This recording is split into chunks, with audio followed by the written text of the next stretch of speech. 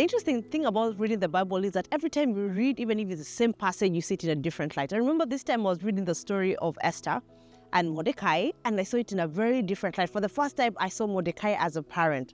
We are told that Esther was an orphan, was taken in by his cousin Mordecai, and Mordecai became like a dad to Esther.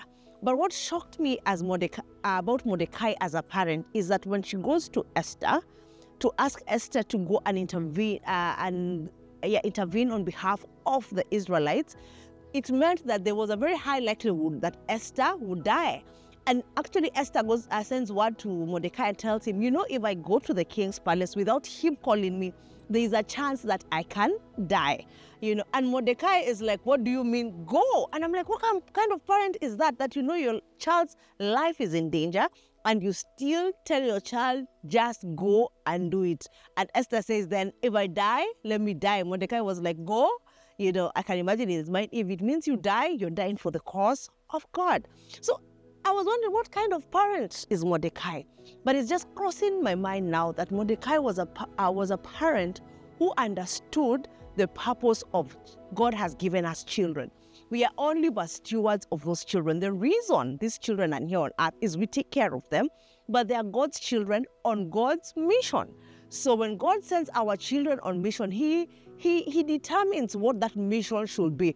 And some of our children will die in the missions, the same way God can send us, and in that mission, we die as martyrs, we die, based on different circumstances. So there seems to be something that Mordecai understood that sometimes escapes us.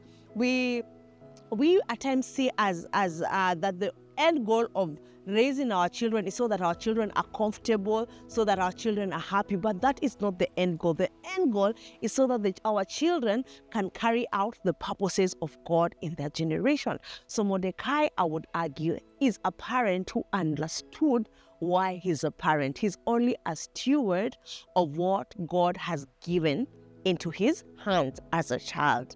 But eventually, what that child does, it should be according to what God wants them to do. And we thank God because Esther did what God had put her in the palace to do. Even if it could have ended up in death, that was God's mission for her. God bless you.